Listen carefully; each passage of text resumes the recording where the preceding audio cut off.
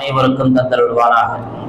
கண்ணியத்திற்குரிய இந்த மசாயில் அரங்கத்திற்கான தலைவர் அவர்களே மற்றும் எங்களுடைய மதரசாவின் பட்டம் பெற்ற மூத்த யூசுஃபிகளில் ஒருவரான இந்த பள்ளியினுடைய தலைமை இமாமாகிய ஹசரத் கிபிலா அவர்களே மற்றும் இங்கு வந்திருக்கக்கூடிய உலமா பெருமக்களே, மசாயில்கள் அரங்கத்திற்கான ஒரு ஏற்பாடு இங்கே செய்யப்பட்டிருக்கிறது. அதற்கு முதலாகவே ஃபஸ்லுல்லா ஹஸ்ரத் அவர்கள் தொடர்பு கொண்டு ஒரு 65 கேள்வி அனுப்பி வச்சாங்க. அந்த கேள்விக்கான பதிலையும் அதற்கு பிறகு அவர்கள் அனுப்பி வைத்தார்கள். இந்த கேள்விக்கான விளக்கம் கொடுக்கணும்னு சொன்னாங்க.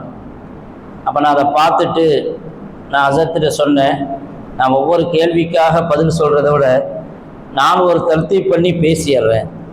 அந்த தர்த்தீபின்படி அந்த தர்த்தீபுக்குள்ளே இன்ஷா அல்லாஹ் இந்த எல்லா கேள்விகளுக்கான பதிலும் வர்ற மாதிரி அமைச்சு கொள்ளலாம். அதற்கு பிறகு ஏதாவது சந்தேகம் இருந்தால் நம்மை விட மூத்த உஸ்தாத்மார்களும் உலமாக்களும் இங்கே இருக்கிறார்கள், எளிமையிலும் அறிவிலும் அவர்களே பதில் சொல்லிக் கொள்வார்கள். அதற்கு முன்னால் நீங்கள் இங்கே இருப்பதும் கூட ஒரு உலமாக்கள் என்கிற விதத்தில் ஒரு முதாக்கரா, அதாவது யாரும் யாருக்கும் பாடம் நடத்துவதோ அல்லது யாரும் யாருக்கும் புதுசாக எடுத்துச் சொல்வதோ அல்ல. நாம் நமக்கு தெரிந்ததை நமக்கு மத்தியிலே ஒரு முதாக்கரா செய்து கொண்டிருக்கிறோம். அப்படிப்பட்ட ஒரு நியத்தில் தான் அல்லாஹ் இங்கே நம்மை ஒன்று சேர்த்திருக்கிறான். ஏனென்றால் எல்லோருமே மக்களுக்கு வழிகாட்டக்கூடிய ஆலிம் பெருந்தகைகள், இமாம்கள் இங்கு வந்திருக்கிறீர்கள். அல்லாஹு ஜல்ல ஷானுஹு தஆலா சட்டதிட்டங்களை, மசாயில்களை உள்ளதை உள்ளபடியாக விளங்கிக் கொள்வதற்கும் அதன்படி அமல் செய்வதற்கும் அல்லாஹ் தௌஃபீக் செய்தருள்வானாக. ரமதானுடைய சிறப்பை பற்றி நாம் வெகுவாக அதிகமாக அறிந்திருக்கிறோம். அதே சமயத்தில் அல்லாஹு தஆலா குர்ஆனிலே தொழுகையினுடைய சட்டங்களை பற்றி சொல்லியிருப்பதை விட அதிகமாக ரமதானுடைய நோன்பினுடைய சட்டங்களை எல்லாம் சொல்லியிருக்கிறான். தொழுகையை பற்றி பெரும்பாலும் அக்கீமுஸ் ஸலாத் வ ஆத்துஸ் ஸகாத் சொல்லப்பட்டிருக்கும், அல்லது ஸலாத்துல் கௌஃபை பற்றி அல்லாஹ் சொல்லியிருப்பான். இது மாதிரியான தொழுகையை பற்றிய சில செய்திகள் தான் குர்ஆனில் இருக்கும். ஆனால் நோன்பு தொடர்பான நிறைய சட்டங்களை ஒரு 2 பக்கத்துக்குள்ள அல்லாஹ் சொல்லி முடிச்சுட்டான். யா அய்யுஹல்லதீன ஆமனு குத்திப அலைக்குமுஸ் ஸியாம் அதுல ஆரம்பிச்சு வஹில்ல லக்கும் லைலத்தஸ் ஸியாம் அப்படிங்கிற வசனம் முடிகிற வரையிலும் சில குறிப்பிட்ட சில வசனங்கள்ல ஏறத்தாழ நோன்பினுடைய எல்லா சட்டத்திட்டங்களுமே அதனுடைய உசூல்கள் அடிப்படை வந்து விட்டது. யா அய்யுஹல்லதீன ஆமனு ஈமான் கொண்டவர்களே, குத்திப அலைக்குமுஸ் ஸியாம் கமா குத்திப அலல்லதீன மின் கப்லிக்கும். முதலாவது அல்லாஹ் சொல்றான், உங்களின் மீது நோன்பு கடமையாக்கப்பட்டிருக்கிறது என்று. எப்ப கடமையாக்கப்பட்டு இருக்குது, எத்தனை நாள் கடமையாக்கப்பட்டு இருக்குது, நோன்பு எப்ப ஆரம்பிக்கணும் எப்ப முடிக்கணும் அதையெல்லாம் முதல்ல சொல்லல. நோன்பு கடமை, அதற்கு பிறகு ஐயாம மாதூதா, அதற்கு பிறகு ஷஹ்ரு ரமதான் அல்லதி, இதுவெல்லாம் அல்லாஹ் அமைத்திருக்கிற தர்த்தீப் இருக்குது. மக்களுக்கு சட்டம் சொல்லும் பொழுது அது ஒரு கஷ்டத்தை கொடுக்க கூடாது, லேசான ஒன்றைத்தான் உங்களுக்கு சொல்லுகிறோம் அப்படிங்கிற தர்த்தீப்ல தான் நம்ம அந்த குர்ஆனுடைய வசனங்களை யோசித்து பார்த்தால் விளங்கும். இப்ப முதலாவது நமக்கு தெரிய வேண்டியது, புரிய வேண்டியது, மக்களுக்கு நாம் உணர்த்த வேண்டியது, நோன்பு கட்டாய கடமை, ஃபர்து. பொதுவாக யாருக்கு நோன்பு வச்சு பழக்கம் இருக்குதோ அவங்க நோன்பு வைக்கிறாங்க. ஆனா ரமதான்ல ஒரு கூட்டம் நோன்பு வைக்கிறதே இல்லை, அதை பத்தி எந்த அக்கறையும் இல்லை. நாங்களாம் நோன்பு வைக்க மாட்டோம், அதாவது அவங்களுக்குலாம் ஒரு கிரேடு கொடுக்கப்பட்ட மாதிரியும் நோன்பு எங்களுக்குலாம் கடமை இல்லைங்கிற மாதிரியும் நாங்களாம் நோன்பு வைக்கிறது இல்லை அப்படிங்கிற மாதிரி ஒரு நினைப்பும் பேச்சும் நாம் நடைமுறையில பார்க்கிறோம். முதலாவது நாம் புரிய வைக்க வேண்டியது நோன்பு கட்டாய கடமை, நோன்பு ஃபர்து. அதை கட்டாயம் நோற்றாக வேண்டும். அல் ஆக்கில் அல் பாலிக், ஒரு முஸ்லிமாக இருக்கக்கூடிய ஆக்கில் பாலிகாக இருக்கக்கூடிய, அதே மாதிரி காலியன் அனில் ஹைது வல் நிஃபாஸ், பெண்களாக இருந்தால் ஹைது நிஃபாஸை விட்டும் சுத்தமாக அவர்கள் இருக்க வேண்டும். முசாஃபிராக இல்லாமல், நோயாளியாக இல்லாமல் இருக்கும் பொழுது அவர்களுக்கு நோன்பு கட்டாயமாகிறது, கட்டாய கடமையாகிறது. ரமதானிலே நோற்று ஆக வேண்டிய கட்டாயம். இல்லை என்றால் ஆக்கில் பாலிகா இருந்தாலே நோன்பு கடமை என்பது உறுதியாகிவிடும். நோன்பு நோட்பது எப்ப கட்டாயம், நோன்பை அதா செய்வது, அவர் ஹைது நிஃபாஸுடைய இருந்தால் நோன்பு வைக்கவே கூடாது, ஹராம். ஹைது நிஃபாஸுடைய நிலையில நோன்பு வைக்கிறது ஹராம். சஃபர்ல ருக்ஸத் இருக்கு, சலுகை இருக்குது, வியாதி இருந்தாலும் சலுகை இருக்கு. இப்படி நோன்பு முதலாவது கடமை. பனு சகீஃப் கூட்டத்தார்கள் ஸல்லல்லாஹு அலைஹி வஸல்லம் அவங்கள்ட்ட வந்தாங்க. வந்த சமயம் ரமலானுடைய பாதியில தான் வந்தாங்க. நிஸ்ஃபு ரமலான், ரமலானுடைய பாதியில தான் வர்றாங்க. வந்து இஸ்லாத்தை ஏற்றுக்கொள்றாங்க. முஸ்லிம்கள்லாம் நோன்பு வச்சிருக்கிறாங்க. அப்ப ஸல்லல்லாஹு அலைஹி வஸல்லம் நோன்பு கடமைங்கிறத உணர்த்துறாங்க. அப்பதான் இஸ்லாத்தை ஏற்றுக்கொண்டாங்க. ரமலானுடைய பாதியில தான் இஸ்லாத்தை ஏற்றுக்கொண்டாங்க. மீதியில நோன்புகளை நோக்க ஆரம்பிச்சுட்டாங்க. உடனடியாக நோன்பு கடமை என்பதும் உடனடியாக அமலுக்கு வருகிறது. நாங்க இப்பதான் இஸ்லாத்தை ஏத்துக்கிறோம், நாம நவ முஸ்லீமா இருக்கிறோம், எங்களுக்கு பழக்கம் இல்லை அப்படியெல்லாம் சொல்லல. எப்ப ஈமானை ஏற்றுக்கொண்டார்களோ உடனடியாக நோன்பையும் நோக்க ஆரம்பித்து விட்டார்கள். நோன்பு கடமை என்பது ரமலானுடைய மாதத்திலே கட்டாயம். நோன்பு நோக்காமல் இருந்தால் அது பெருங்குற்றம். அல்லாமா முருகைனானி ரஹிமஹுல்லாஹ் அவங்க சொல்லுவாங்க, தபீனுல் ஹக்காயிக்ல, ரமலானுடைய மாதத்துல நோன்பு நோக்காமல் இருக்கிறது ஒரு குற்றம்.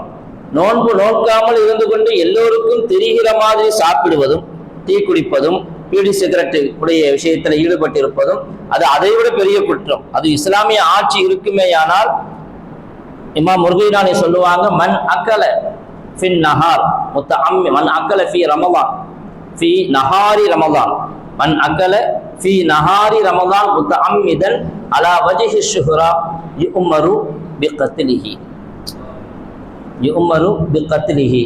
யார் பிரபல்யமாக பகிரங்கமாக ரமலானுடைய மாதத்தினுடைய பகலிலே வேண்டுமென்றே சாப்பிட்டு கொண்டிருக்கிறாரோ அவரை கொல்லப்பட வேண்டும் என்று, கத்தல் செய்யப்பட வேண்டும். அவ்வளவு குற்றத்திற்குரிய ஒரு தண்டனை, அதாவது தண்டனைக்குரிய ஒரு குற்றம். அப்படிப்பட்ட தண்டனைக்குரிய ஒரு குற்றம் தான் ரமலானுடைய மாதத்திலே நோன்பை விட்டு விடுவதும் பகிரங்கமாக நோன்பை விட்டு விட்டோம் என்பதை வெளிக்காட்டுவதும். இது ஒரு பெரிய குற்றம், தண்டனைக்குரிய குற்றம் இஸ்லாமிய ஆட்சி என்றிருந்தால். ஆனால் இந்தியா போன்ற நாடுகளிலே அது மாதிரியான சட்டங்களை சொல்லவும் அல்லது அதை அமல்படுத்தவோ தேவையில்லாதது. ஏனென்றால் அது ஹலீஃபாவுடைய பொறுப்பு அந்த சட்டத்தை நிறைவேற்றுவது. எதற்காக சொல்கிறோம் என்றால் அது அவ்வளவு முக்கியத்துவம் வாய்ந்தது, கடமை. அதை கேவலப்படுத்தக்கூடாது, ஏளனப்படுத்தக்கூடாது. அப்படி முதலாவது நோன்பினுடைய ஃபர்தினுடைய முக்கியத்துவத்தை காட்ட வேண்டும். சின்ன பிள்ளைகள் இருந்து நோன்பு வைத்து பழக்க வேண்டும். பாலிகானாதான் நோன்பு கடமை. வயதுக்கு வந்தால் 15 வயது அடையாளங்கள் எதுவும் நமக்கு தென்படவில்லையானால் 15 வயது, இல்லை என்றால் இஹ்திலாமை கொண்டு அடையாளங்களை கொண்டு நாம் படித்திருக்கிற அடையாளங்கள் உண்டு. இல்லை என்றால் 15 வயதாகிவிட்டால் அவருக்கு நோன்பு கட்டாயம், நோற்பது கட்டாயம்.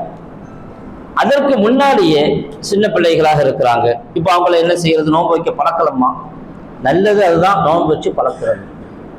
ஹதீஸ்ல வந்திருக்குது, தொழுகை விஷயமாக முரு அவுலாதக்கும் பிஸ்ஸலா, நீங்க தொழுகையை கொண்டு ஏவுங்க 7 வயதாக இருக்கும் பொழுது. தொழவில்லையானால் 10 வயது வரையிலும் அழித்தாவது தொழ சொல்லுங்கள்.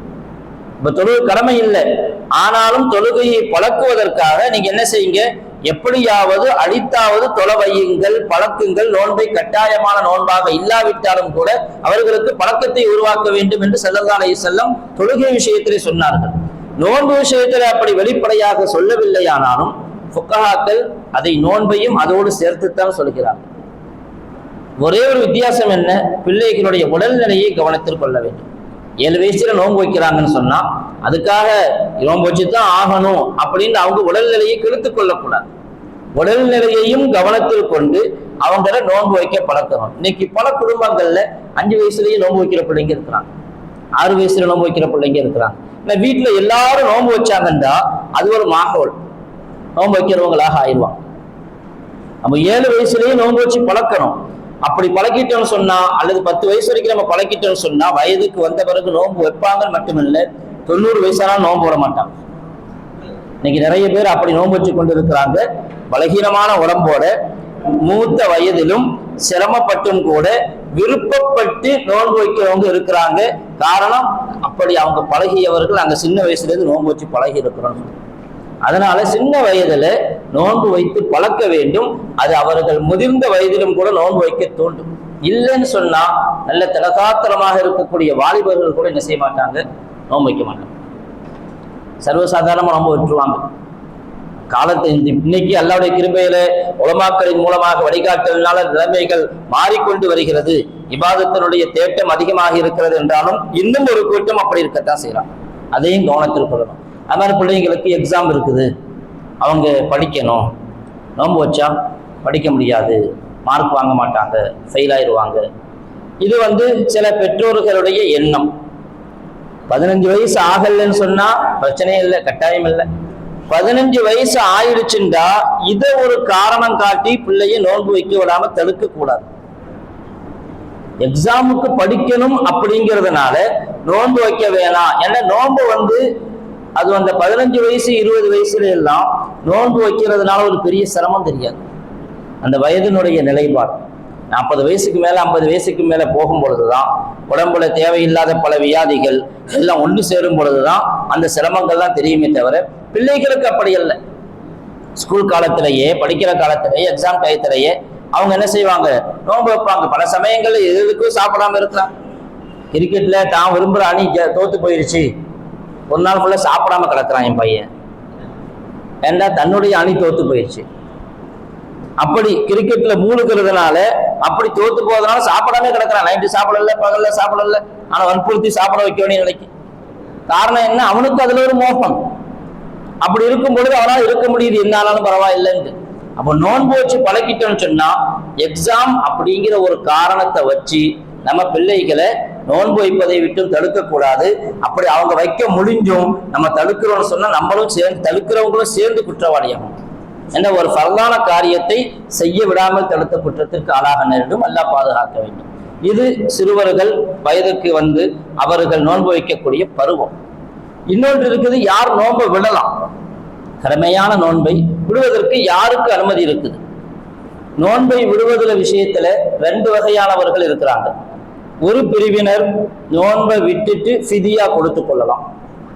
நோன்பு வாழ்க்கை முழுவதும் வைக்கவே தேவையில்லை, அதற்கு பரிகாரம் மட்டும் செஞ்சு கொள்ளலாம். இன்னொரு பிரிவினர் நோன்பை விட்டு பிறகு கதா செய்து கொள்ளலாம். மார்க்கம் அனுமதித்திருக்கிற காரணங்களுக்காக நோன்பை விட்டு பிறகு கதா செய்து கொள்ளலாம். இந்த 2 பிரிவினர்களும் இருக்கிறார்கள். முதலாவது பிரிவினர் யார் அப்படின்னு கேட்டா மரதுல் மௌத்துல இருக்கிறவங்க. மரதுல் மௌத், அதாவது இப்படிப்பட்ட ஒரு வியாதி அவரை பீடித்து இருக்கிறது, அந்த வியாதிக்கு பிறகு அவருக்கு மௌத்து வரையிலும் சுகம் கிடைக்காது. மௌத்து வரையிலும் அந்த வியாதிக்கு பிறகு சுகம் கிடைக்காது. அப்படிப்பட்ட வியாதியில இருக்கிறார், வயது முதிர்ந்த நிலையில இருக்கிறார்.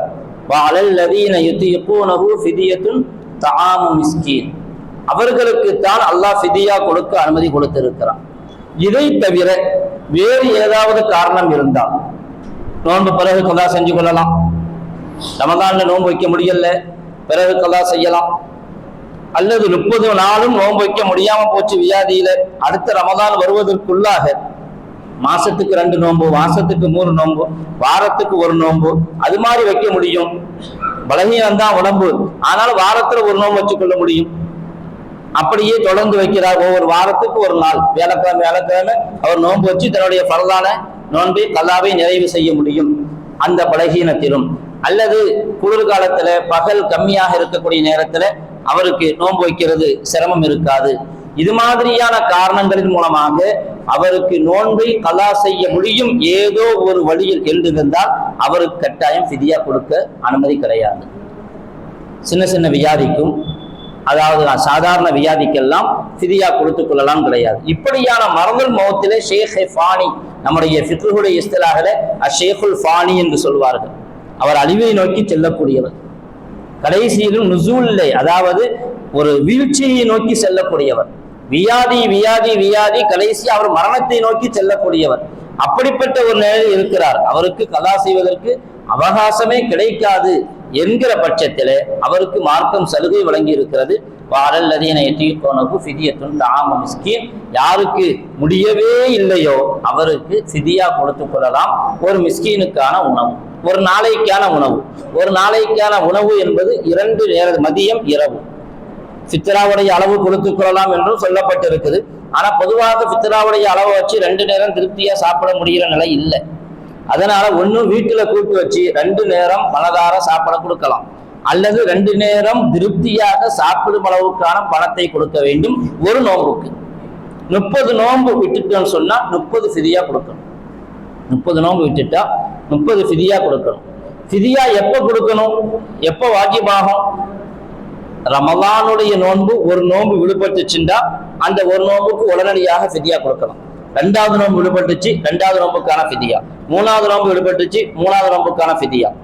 அது சரியான தர்த்தீப். எந்த நோன்பு எங்களால் வைக்க முடியலையோ, நம்மளால வைக்க முடியல, உடனே ஃபிதியா கொடுக்குறோம். இல்ல அவருடைய நிலைமையை பார்த்தா தெரியுது இந்த ரமலான் முழுக்க அவரால் நோன்பு வைக்க முடியாது, அப்படிப்பட்ட படுக்கையில இருக்கிறாருன்னு சொன்னா ரமலான் ஆரம்பித்த பிறகு மொத்தமாக ஃபிதியாவை கொடுக்கலாம். ஆனா ரமலானுக்கு முன்னாடி கொடுக்க கூடாது. என்ற ரமலானை கொண்டுதான் வாஜிபாகுது. ஃபிதியாவுடைய டைம், நோம்புடைய டைம் அதுதான். அதுக்கு முன்பாக ஃபிதியாவை கொடுக்க கூடாது. ரமலானுடைய காலம், ரமலானுடைய பிறை பார்த்த பிறகு 1 மாதத்திற்கான ஃபிதியாவை மொத்தமாகவும் கொடுக்கலாம், ஒவ்வொரு நாளைக்கும் தனித்தனியாகவும் கொடுக்கலாம். ஆக மொத்தம் ஒரு நாளைக்கு ஒரு ஃபிதியா. இதுதான் ஃபிதியா கொடுக்கக்கூடிய முறையும் ஃபிதியா கொடுக்க வேண்டிய நேரமும். இவர்கள் ஃபிதியா கொடுத்துக் கொள்வார்கள், நோன்பு வைக்க தேவையில்லை. ஒரு கால் ஃபிதியா கொடுத்துட்டாங்க, எப்படிப்பட்ட நிலையில இவங்க மறந்துடும் மோத்துல இருக்கிறாங்க அப்படிங்கிற நிலையில, நோன்பு வைக்க முடியாதுங்கிற நிலையில ஃபிதியா கொடுத்துட்டாங்க. ஆனா யதார்த்தமாக அதற்கு பிறகு சுகமாயிட்டாங்க, நோன்பு வைக்க முடியுது என்றால் இந்த ஃபிதியா கேன்சல் ஆயிடும். நோன்பு வைக்கணும். ஃபிதியாங்கிறது ஒரு நிர்பந்தத்திற்கு தான். முடியும் என்றால் கட்டாயம் நோன்பை கலா செஞ்சுதான் ஆகணும். அதற்கு பிறகு சுகமாயிட்டாங்க, அவங்களுக்கு உடல் தெம்பாயிருச்சு, நோன்பு வைக்க முடிகிற நிலைக்கு வந்துட்டாங்கன்னு சொன்னா அந்த ஃபிதியா கொடுத்து திரும்ப யாரும் வாபஸ் வாங்க முடியாது. கொடுத்த பணத்தை போய் எங்க நான் நோன்பு வைக்க போறேன், கொடுத்த ஃபிதியாவை திரும்ப கொடுங்க அப்படிலாம் என்ன செய்ய முடியாது, யார்கிட்டையும் கேட்க முடியாது.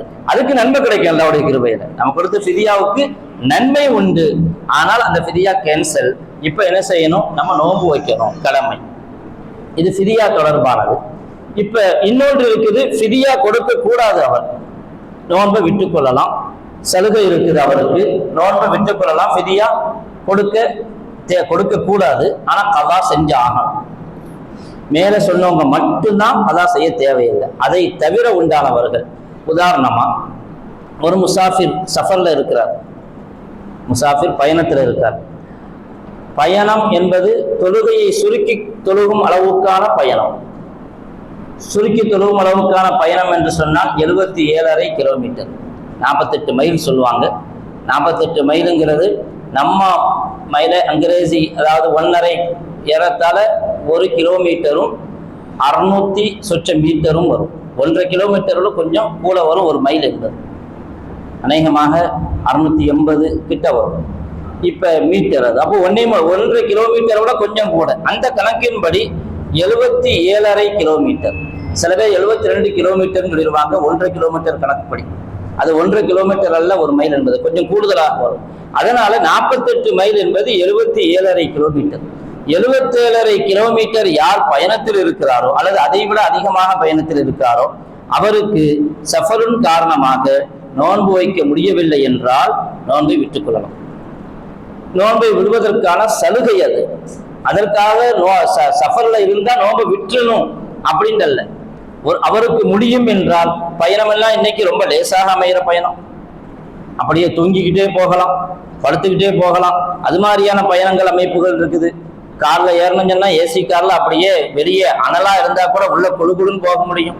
இப்ப நோன்பு வைக்கிறதுல எந்த சிரமமும் இருக்கிறது இல்லை அப்படின்னா நல்லது நோன்பு வைக்கிறது தான். அந்த சூமு கைருள் இருக்கும், நீங்க நோன்பு நோட்பது நல்லது. அல்லாஹ் சொல்லுவான், நீங்க நோன்பு நோட்டு விட்டால் அது நல்லது. உங்களுக்கு சிரமம் இல்லை என்றால், சிரமமா இருக்குதுன்னு சொன்னா நோன்பு விடுறதுக்கு சலுகை இருக்குது. நம்ம சஃபர்ல இவ்வளவு தூரம் சஃபர் செஞ்சு போனா அவங்களுக்கு நோன்பை விட்டுக் கொள்ளலாம். ஆனால் பிறகு கலா செய்யணும், ஃபிதியா கொடுக்கக்கூடாது. செல்வந்தர்கள் இதை தவறாக பயன்படுத்தக்கூடாது. நிறைய பணம் இருக்குது, நாங்க ஃபிதியா கொடுத்துக்கிறோம், நோன்பு வைக்கல அப்படின்னு சொல்ல முடியாது.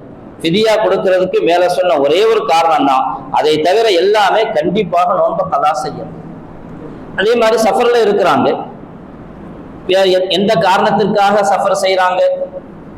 படிக்கிறதுக்காக போகலாம், டிரைவிங் வேலை செய்யலாம், காலேஜுக்கு போகலாம், தொழிலுக்காக போகலாம். எல்லா வகையான சஃபரையும் அது எடுத்துக்கொள்ளும். பலவிதமான சஃபர், எல்லா விதமான சஃபரையும் எடுத்துக்கொள்ளும். சஃபர்ல சில ஷாப்பிங்காக, நம்முடைய ரமதானுடைய ஜவுளி இருக்குது, அதுக்காக போகிறோம். இங்கேருந்து தூரம் தொலைவுக்கு வெளியூரில் போய் ஷாப்பிங் நோக்கத்துக்காக வெளியே போகிறோம். இதுவும் பயணம்தான். இப்படி எந்த பயணத்திற்கு போனாலும் ஆகமான பயணமாக இருக்கும் பொழுது சஃபரை என்ன செஞ்சு கொள்ளலாம், ருக்சத் இருக்கு, சலுகை இருக்குது, நோம்பை விடலாம். ஆனா இந்த ஷாப்பிங்லாம் இருக்குது அப்படியான ஒரு சலுகைக்குரிய பயணம் அல்ல. ஏன் கேட்டா அதையெல்லாம் ஒண்ணு உள்ளூருக்குள்ளேயே முடிச்சு கொள்ளலாம், அல்லது ரமதானுக்கு முந்தையே முடிச்சுக்கலாம். நல்லது அதுதான், ரமதானுக்கு முந்தையே ஜவுளி எல்லாம் முடிச்சு கொள்றது. பொதுவா என்ன சொல்லுவாங்க, எங்க ரமதான்ல தான் இந்த டிசைன்லாம் வருது, அது ரமதான் 20 ஒற்றைப்படையில தான் எல்லாம் ஒட்டுமொத்தமா வளர்ந்து விடுது. லைலத்துல் கத்ர் இரவுல தான் எல்லாமே இறங்குது. இங்க ஒற்றைப்படை இரவு, கடைசி 10 அத்திகாஃபோ எல்லாத்தையும் விட்டு போட்டு பூரா ஜவுளி கடையில அவனும் அங்கே நோம்பு திறக்கிறதுக்கு ஏற்பாடு செஞ்சுக்கிறான். கஞ்சி கொடுக்குறான், சர்பத்து கொடுக்குறான், அது இது எல்லாம் ஏற்பாடு செஞ்சு இங்கேயே நோம்பு தர, இங்கேயே நீ நைட்டு ஃபுல்லா கழிச்சுக்கணும்.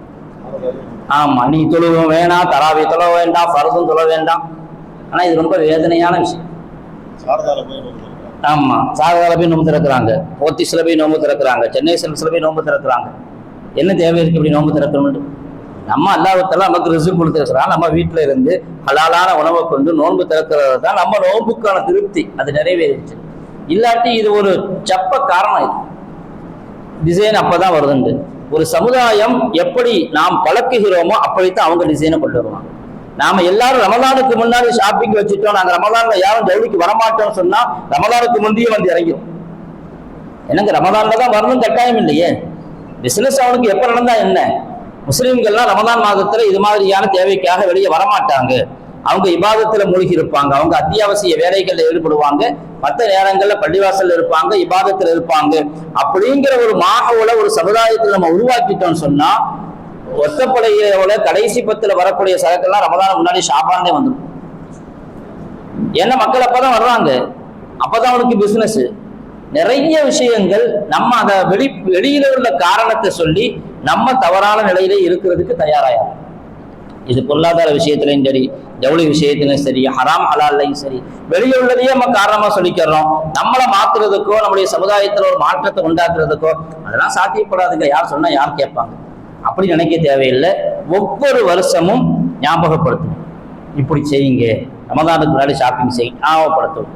அல்லாஹ் தஆலா அந்த வார்த்தைக்கு என்னைக்காவது ஒரு நாளைக்கு அல்லாஹ் கபூலாக்குவான். ஒட்டுமொத்த சமுதாயத்துக்கு ஒரு மாற்றத்தை வருவான். இஹ்லாஸோட சொல்லக்கூடிய ஒரு வார்த்தைக்கு அல்லாஹ்விடத்தில் அங்கீகாரம் கிடைக்கும். அதனால் நடக்காதுன்னு சொல்லிட்டு இருந்தா நடக்காதுதான், நடக்கும் அப்படிங்கிற நம்மளே நமக்கே பழகினோம். அதான் சொன்னா யாருக்கு கேட்பாங்க அப்படின்னு நம்ம முடிவு பண்ணிட்டோன்னு சொன்னா யாரும் கேட்க மாட்டாங்க. அதனால இது மாதிரியானதெல்லாம் தவிர்த்து கொள்ளணும். மற்றபடி யதார்த்தமான நியாயமான காரியங்களுக்காக சஃபர் செய்யறாங்களா, அவங்க நோன்பு விட்டுக்கொள்ளலாம். கடுமையான வேலை செய்யறாங்க, பகல்ல வெக்கையில நிக்கிறாங்க, எண்ணெய்க்கு முன்னாடி நிக்கிறாங்க, நெருப்புல நிக்கிறாங்க, கடுமையான வேலை, நோன்பு வைக்க முடியாது. இப்போ இதுக்காக நோன்பு விட்டுறலாமா? அவருக்கு அது தொழிலாக இருந்தா வருஷம் முழுக்க அவர் அப்படித்தான் இருப்பார் இல்லையா? வருஷம் முழுக்க அவர் அந்த வேலையில இருப்பார். அந்த வேலையில இருப்பவர் வருஷம் முழுக்க இருக்கிறாருன்னு சொன்னா அவருக்கு அது பழகி போயிடும். நம்ம புதுசா போய் அடுப்புக்கு முன்னாடி நின்றாதான் நம்ம கஷ்டம் தெரியும். அவருக்கு அது கஷ்டமா இருக்காது, அவருக்கு அது தொழில். எதை யாரு பழகுறாங்களோ அதுல அவங்க பழகிடுவாங்க. இப்ப அவர்கிட்ட போய் நீங்க வைக்கையில நிக்கிறீங்க, நோன்பு வைக்க முடியாதுங்கன்னு நம்மளே சொல்லக்கூடாது. ஏன்னா அவர் பழகி போனவர். நோன்பு காலத்திலையும் அதனால நோன்பு வைக்க முடியாதுன்னு கிடையாது. அதனால கஷ்டமான வேலை பளு, வேலை கஷ்டம் அப்படிங்கிற காரணத்தை முடிஞ்ச வரையிலும் நம்ம என்ன செய்யணும் அப்படின்னு கேட்டா, நம்ம வேலைகளை ரமதான்ல குறைத்துக் கொள்வதற்கு வாய்ப்பு இருந்தால் குறைச்சிக் கொள்ளணும்.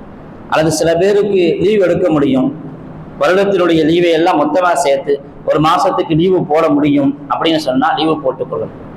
அல்லது நம்மளா அந்த மாசத்தினுடைய பொருளாதார தேவைகளுக்கான வேறு ஏற்பாடுகளை செய்துவிட்டு நம்ம அந்த மாசத்துல விடுமுறையில இருக்க முடியும்னு சொன்னா அவங்கள அது மாதிரியாக தூண்டணும். ஏதோ ஒரு வகையில அவங்களுக்கு ரமதான்ல ஃப்ரீ ஆக்கி முடியும்னு சொன்னா ஃப்ரீ ஆயிடணும். ஃப்ரீ ஆக முடியல, கண்டிப்பா வேலைக்கு போய்தான் ஆகணும், வேலை செஞ்சுதான் ஆகணும் அப்படிங்கிற நிர்பந்தத்தில் இருந்தாங்கன்னா அவங்க வேலையும் செய்யணும், அதே சமயத்துல நோன்பும் வைக்கணும். இல்லை என்னால முடியாது, கஷ்டமான வேலை, நான் நோன்பை விட்டுறேன்னு சொன்னா அது லாயே ஜூஸ், அப்படி செய்யக்கூடாது. அது ஒரு காரணம் அல்ல, நியாயமான காரணம் அல்ல. ஒரு கால் அவர் நோன்பு வச்சுட்டாரு, கஷ்டமான வேலை, பகல் நேரத்துல அவரால் முடியல, அவர் மயக்கம் முறிகிற நிலைக்கு ஆளாகிறார்.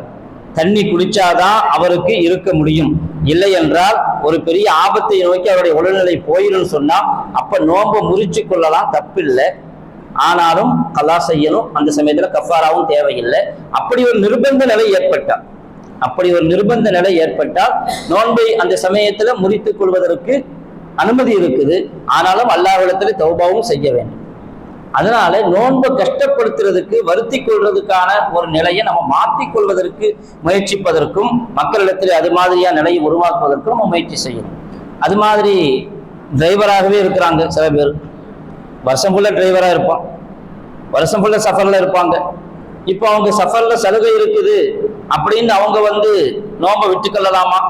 நோன்பை விட்டுக்கொள்ளலாம் என்று சொன்னாலும் அவங்க கலா செய்யத்தான் வேணும். ஃபிதியா கொடுக்க முடியாது. நான் வருஷம் ஃபுல்லாக டிரைவிங் செய்கிறேன் அப்படிங்கிறதுனால நான் கலா செய்யல ஃபிதியா கொடுத்துக்கிறேன்னு சொல்ல முடியாது. கண்டிப்பாக கலா செஞ்சாகணும். அது நல்லது. அவங்களுக்கு ரமதான்டையே நோன்பு வைக்கிறது தான். சின்ன சின்ன சிரமங்கள் இருக்கலாம், அதை அட்ஜஸ்ட் பண்ணி கொண்டு அதற்கான ஏற்பாடுகளை செய்து கொண்டு நம்ம நோன்பை விடாம நோன்பு வைக்கிறது தான் பொருத்தம். அது டிரைவிங் வேலையாக இருந்தாலும் சரி, முடிஞ்சா லீவு போடணும், இல்லாட்டி நோன்பு வைக்கணும். நோன்பு முறிக்க வேண்டிய நிர்பந்த நிலை ஏற்பட்டால் அது வேறு விஷயம். இது சஃபருடைய விஷயம். அதே மாதிரி ஒரு பெண்மணி விஷயத்துல அவர்கள் ஹைது நிஃபாஸ்ல இருந்தால் நோன்பு அறவே வைக்கக்கூடாது, ஹராம். நோன்பு விட்டுறணும், நோன்பு வைக்கக்கூடாது. ஆனா சுத்தமாக இருக்கக்கூடிய பெண்கள் நோன்பு வைக்கிறதும் கட்டாயம். ஆண்கள் எப்படி நோன்பு வைக்கிறது கட்டாயமோ அதே மாதிரி நோன்பு வைக்கிறது கட்டாயம். அதே சமயத்துல அல் ஹாமில் வல் முர்தியா, அதாவது அவங்க கர்ப்பிணிகளாக இருக்கிறாங்க, அதே மாதிரி பால் குடிப்பாட்டக்கூடிய பெண்களாக இருக்கிறாங்க. இவங்களுக்கு ஒண்ணு அந்த பால் குடிப்பாட்டுறதுனால சமயத்துல நோன்பு வைக்கிறதுனால தங்களுக்கோ அல்லது பிள்ளைகளுக்கோ ஏதாவது சிரமம் ஏற்படலாம் என்று இருக்குமேயானால் அவங்க நோன்பு விட்டுக் கொள்றதுக்கு சலுகை இருக்குது. ரஹ்ஸ ரசூலுல்லாஹ் ஸல்லல்லாஹு அலைஹி வஸல்லம் அப்படின்னு ஹதீஸ்ல இப்னு மாஜா, முஸ்னத் அஹ்மத் போன்ற கிதாபுகள்ல ஹதீஸ் வந்திருக்குது. அவங்களுக்கு ஸல்லல்லாஹு அலைஹி வஸல்லம் சலுகை கொடுத்திருக்கிறார்கள். நோன்பை விட்டுக் கொள்ளலாம், ஆனால் பிறகு நோன்பு வைக்கணும். அதுவும் நல்லது. என்னன்னு கேட்டா, டாக்டருடைய ஆலோசனையின்படி நோன்பை விட்டுத்தான் ஆகணும்னு இருந்தா விட்டுக் கொள்ளலாம். இல்லாட்டி கர்ப்பிணியாக இருக்கிறவங்க பல சமயங்கள்ல அவங்களால நோன்பு வைக்க முடியும். நோன்பு வைக்க முடியாதனால இருக்காது. பல சமயங்களால நோன்பு வைக்க முடியும். நோன்பு வைக்க முடிஞ்சுன்னா நோன்பு வைக்க சொல்லிடணும். சில பேர் சில பெற்றோர்கள் பிள்ளைகளின் மீது உள்ள பாசத்துலதான் எக்ஸாம் சமயத்துல, குழந்தை கர்ப்பிணியா இருக்கிற சமயத்துல இறக்கப்பட்டு நோன்பு வச்சிடாத, அப்படி ஆயிரும் இப்படி ஆயிரும் அப்படி நோன்பை ஒரு பயமுறுத்தாட்டக்கூடிய ஒன்றாக காட்டப்படும். சுமு கசிஹோ, நோன்பு வையுங்கள், அல்லாஹ் உங்களுக்கு ஆரோக்கியத்தை கொடுப்பான். வான்க சுமு கைருல் லக்கும், நீங்கள் நோன்பு நோற்பது உங்களுக்கு சிறந்தது. இன்குன்கும் தாளமும், நீங்கள் அறிந்தவர்களாக இருந்தால் ஷரியத்துல எது கயிறு, துனியாவுல எது கயிறு, எது ஆகிரத்துல எது நமக்கு கயிறு என்பதை உண்மையை உள்ளபடி நீங்கள் அறிந்திருந்தால் நோன்பு வைப்பதுதான் சிறந்தது. அப்படிப்பட்ட மனோநிலையை தான் நாம் நம்முடைய மனதிலும் மக்களுடைய மனதிலும் உருவாக்கணும். அப்படி உருவாக்கிட்டோம்னு சொன்னா அந்த பயம் இருக்காது. பயத்திலேயே நிறைய பேர் நோன்பு விட்டுறாங்க. அப்படி ஆயிருமோ இப்படி ஆயிருமோ, அதுக்கு ஆபத்தாயிருமோ, இதுக்கு அப்படிங்கிற சாதாரண பயம் நோன்பு விட்டுறாங்க. அப்படி செய்யக்கூடாது. நோன்பு முடிஞ்ச வரையில வைக்கணும், முடியல நோன்பு விட்டுக் கொள்ளலாம். ஆனா ஷாஃபி மதஹ்பின்படி இந்த கர்ப்பிணிகள், பால் குடிப்பாட்டக்கூடிய பெண்கள் நோன்பு எதன் காரணமாக விடுகிறார்கள் அப்படிங்கிற தஃசீல் இருக்குது. தங்களுடைய உடல் நலத்தின் காரணமாகவா அல்லது பிள்ளையுடைய உடல் நலத்தின் காரணமாகவா? தங்களுடைய உடல் நலத்தின் காரணமாக ஏதாவது சிக்கல் ஏற்படும் என்றால் நோன்பை விட்டுக் கொள்ளலாம். அவங்க பிறகு கலா செஞ்சுக்கிட்டா மட்டும் போதும். ஆனா பிள்ளைகளுடைய நலன் கருதி நோன்பை விட்டால் அவங்க என்ன செய்யணும்? கலா செய்யறதோடு ஒரு ஃபிதியாவும் கொடுக்கணும். அவங்க ஷாஃபி மதஹ்பின்படி ஏறத்தாழ 600 கிராம் அரிசி, ஒரு முத்து தாம் அப்படின்னு சொல்லுவாங்க. இப்ப அங்க ஃபிதியாவும் சேர்ந்து வரும். அதே மாதிரி ஷாஃபி மதஹ்பில் இன்னொரு விஷயம் என்ன கேட்டா, ஒரு வருஷம் கலா செஞ்சுட்டாங்க, நோன்பு விட்டுட்டாங்க. அந்த மாசத்தினுடைய வருஷத்தினுடைய நோன்பு அடுத்த ரமதானுக்குள்ள நோன்பு வச்சிடணும், கலா முடிச்சிடணும். இல்ல முடிக்கல, அதுக்கடுத்த ரமதான் வந்துருச்சுன்னு சொன்னா இப்ப கலா செய்யும் பொழுது ஒரு வருஷம் கடந்து போனதற்கு ஒரு ஃபிதியா கொடுக்கணும், ஒரு நோன்பு வைக்கணும். அது ஹாமில் முர்தியாவுக்கு மட்டுமல்ல, முசாஃபிர், நோயாளி யாராக இருந்தாலும் பரவாயில்லை. நோன்பை விட்டுட்டாங்க, கலா செய்யாம விட்டுட்டாங்க அப்படின்னா ஒரு ரமதான் முடிஞ்சு அடுத்த ரமதான் வந்துருச்சுன்னு சொன்னா ஒரு வருஷத்துக்கு ஒரு ஃபிதியா, 2 வருஷம் கடந்து போச்சு 2 ஃபிதியா, 3 வருஷம் கடந்துச்சுன்னா 3 ஃபிதியா சேர்ந்தே வரும். ஆனா ஹனஃபி மதஹ்பினுடைய ஃபுகஹாக்கள் அதை அப்படி சொல்லவில்லை. பொதுவாக கலா செய்தால் மட்டும் போதுமானது. இது அல் ஹாமில் போல் முருந்தையா. அதே மாதிரி அடுத்த விஷயம், நோயாளியாக இருக்கிறாங்க, மரீல் நோயாளிகளுக்கும் ஐயாமம் மாதூதாத் ஃபமன்கான மின்கும் மரீதன் அவலா சஃபரின் ஃபஇத்தத்தும் மின் ஐயாமின் உஹர். சஃபரில் இருந்தாலோ அல்லது நோயாளியாக இருந்தாலோ ஃபஇத்தத்தும் மின் ஐயாமின் உஹர், மற்ற நாளிலே எண்ணி அவர்கள் அதை நோன்பு நோற்றுக் கொள்ளட்டும் என்று அல்லாஹ் தஆலா குர்ஆனிலேயே அதற்கான சலுகையை வழங்கியிருக்கிறான். நோயாளியாக இருந்தால் நோன்பை விடலாம் அப்படின்னா, நோயின்றா என்ன நோய்? சில பேருக்கு டெய்லி தலைவலி வரும். தலைவலி அப்படின்றாலே ஒரு நோய், வியாதி. சின்ன சின்ன காரணங்கள், சாதாரணமாக காய்ச்சல் வரும், காய்ச்சலுங்க படுத்துருவார். சில சமயங்களில் உடம்பு பலகீனமாக இருக்கிறதுனாலையும் அவருடைய வியாதி பெருசாக தெரியலாம். அல்லது சாக்கு போக்காகவும் இருக்கலாம். சில சமயங்களில் பிள்ளைங்க ஸ்கூலில் மதரசாலாம் லீவ் எடுக்கிறதுக்கு பயன்படுத்துறது என்னது, எனக்கு உடம்பு சமம் இல்லைங்க அப்படின்னு என்ன சிரிக்கிறாரு. சில எல்லாம் நான் அனுபவப்பட்டது தானே. என்ன மதரசாக லீவ் கிடைக்காது. லீவ் கிடைக்கிறதுக்கு என்ன, ஏதாவது ஒரு காரணம் சொல்லணும். இங்கே வேற மாதிரி சொல்றிய. சஃபீலா சொல்லுவாங்க ஒரு உதாரணம். ஒரு மாணவர் நெஞ்சு வலிக்குது, ஊருக்கு போகணும். நமக்கு நெஞ்சு கல்யாணம் பண்ணவர் அவர், நெஞ்சு வலி இல்லைப்பா, ஊருக்கு போயிட்டு வாப்பான்ட்டான். கல்யாணம் பண்ணிட்டு ஓதுறாங்க. அப்படி அது அவசரமா ஊருக்கு போகணும், முக்கியமான வேலை இருக்குது. என்ன வேலைப்பா? நான் செய்யறேன். இல்ல சேர்த்து அதை நான் மட்டும் தான் செய்ய முடியும். அப்படி நமக்கு என்ன செய்யலாம், ரொம்ப ட்ரிக்ஸ். எங்க அடுத்து அல்லாம கேள்வி ரஹ்மத்துல்லாஹி சொல்லுவாங்க, ஒரு பையன் என்ன செஞ்சாரு, இப்போ நல்ல யூசுஃபி என்ன ஒரு தடவை சின்ன பொதுவாக பள்ளியாசல்ல தொகர்த்தொழுது முடிச்சுட்டு என்ன பழக்கம் சொன்னா, சுண்ணத்தொழுகணும், சுண்ணத்தொழுது தான் வெளியே போகணும். அசருக்கு கூட தஸ்பியாத்தை பூர்த்தி செஞ்சுட்டு தான் வெளியே போகணும். மகரிப் முடிஞ்சுன்னு சொன்னால் சோத்துல் வாபாபின்னு சோத்துல் வாக்கையா கூட்டு துவா முடிஞ்சுதான் வெளியே போகணும். அப்படி ஒவ்வொரு வக்துக்கும் ஒரு இது இருக்குது, ஒரு அனுமதியோட தான் அவங்க வெளியே போகணும். சில பேர் என்ன செய்வாங்க, பெசாம தொழுதுட்டு ஓடி வந்துடுவான் வெளியே. என்ன ஓடி என்ன சொல்ல, அஜத்துல மாட்டிக்கிட்டு என்ன சொல்லுவான், அஜத்து தண்ணி தாகமா இருக்கும், இல்லாட்டி கொஞ்சம் அவசரமா பாத்ரூம் போகணும் அப்படின்னு ஒரு அஜத் சொல்லுவாங்க. ஒரு பையன் சொன்னாராம், ஏன்ல தொழுவாம வந்தேன், இந்த 2 தொழுவு அப்படின்னா. அஜத்து ஒது இல்லை, ஒதுவும் முடிஞ்சிருச்சு, இப்ப சொல்ல முடியுமா நீங்க 2 தொழுவு அப்படின்னு சொல்ல முடியுமா? அப்படி மாணவர்கள்லயே ரொம்ப டேலண்டானவங்க. அல்லாஹ் தஆலா அப்படி ஒரு சிந்தனையை கொடுக்குறான். அந்த சமயத்துல பட்டுன்னு அப்படி ஒரு பதில். ஒது இல்லைன்னு சொன்னா ஒண்ணும் செய்ய முடியாது. ஒது இல்லாட்டி பரவாயில்லை தொழுவு அப்படின்னு சொல்ல முடியாது. ஏன்னா ஒது இல்லாம தொழுகிறது பெரும்பாவம். எல்லாம் பாதுகாக்கணும். ஒது இல்லாமல் வேண்டுமென்றே அவர் தொழுதுட்டாருன்னு சொன்னா அது குஃப்ருக்கு போயிடும். ஆனா தொழுகையை கேவலப்படுத்துறது. அதனாலதான் ஃபுகஹாக்கள் அந்த இடத்துலையும் கூட இப்படியான ஒரு ஹீலாவை சொல்லுவாங்க. ஒரு ஆளுக்கு ஒது முறிஞ்சு போச்சு, அவர் போகவும் முடியல, தொழாம இருக்கவும் முடியல, அப்படிப்பட்ட நிர்பந்த நிலையில மாட்டிட்டாருன்னா சூரத்தி நமாஸ், சலாத்து ஃபி சூரா, சூரத்துன்னு தொழுகிற மாதிரி ஆக்டிங் மட்டும் பண்ணிக்கொள்ளட்டும், தொழுகையுடைய நியத்தை விட்டுறட்டும். இல்லைன்னு சொன்னா அது குஃப்ரின் பக்கம் போய் சேர்த்தும்.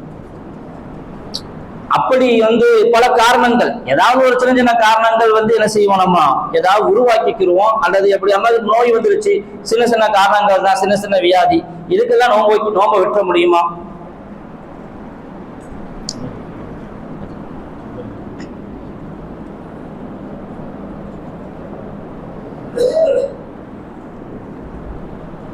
ஒரு நோயாளி நோன்பை விடுறதாக இருந்தா, ஒன்றும் அந்த நோயின் மூலமாக அவருக்கு ஒரு பெரிய ஆபத்து ஏற்படும். நோன்பு வச்சா அந்த நோன்பிலேயே அவருடைய அழிவு, ஹலாக், மௌத். அல்லது நோய் அதிகமாகும்.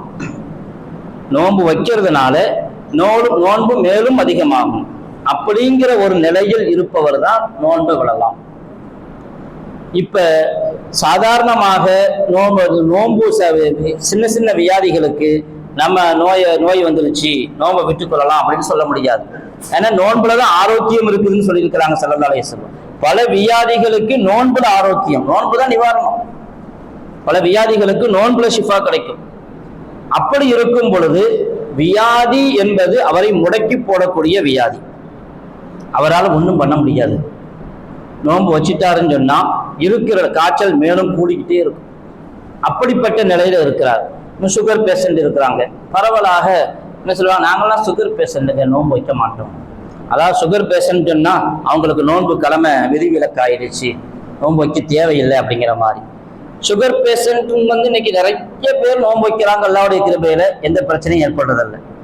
சுகருடைய லெவல் இருக்குது, வேறுபட்ட லெவல் இருக்குது. சாதாரணமான சுகர் இருக்குது, எப்பவுமே இருக்கும். டீ கடைக்கு போனா நம்மளா போனா நம்மளை பார்த்த உடனே சுகர் கம்மி பண்ணிக்கிடுவாங்க. வெளியே எங்கேயாவது போனோம் அப்படின்னு சொன்னா 4 பேரை கூட சேர்ந்து குடிச்சா சுகரை போட்டு பரவாயில்ல குடிச்சுக்குவோம். அது மாதிரி எங்கேயாவது கூட்டமா உட்காந்துருந்தோம், ஹல்வா கொண்டு வந்து வச்சாங்க, ஸ்வீட் வச்சாங்க, எல்லாரும் சாப்பிடுறாங்க, நம்மளும் கொஞ்சம் சாப்பிட்டுக்குவோமே, அது மாதிரி சுகர் ஒன்று இருக்கு. இந்த சுகர்லாம் பிரச்சனையே கிடையாது. ஏன்னா அவங்க அவ்வளவு விதமான ஒரு பெரிய சுகர் ஒரு பெரிய தாக்கத்தை உருவாக்கும் வியாதியில உடல்ல அப்படின்ட்டு இல்லை. இரண்டாவது ஒரு கட்டம் இருக்குது, அவங்க சுகர் ஓரளவு கிரிட்டிக்கல், மாத்திரை மருந்து போடணும் அப்படிங்கிற நிலைமையில தான் இருக்கிறாங்க. அல்லது இன்சுலின் போடணும். இன்சுலின் போடுறதா இருந்தா கூட இன்சுலின் போட்டா கூட நோம்ப முடியாது.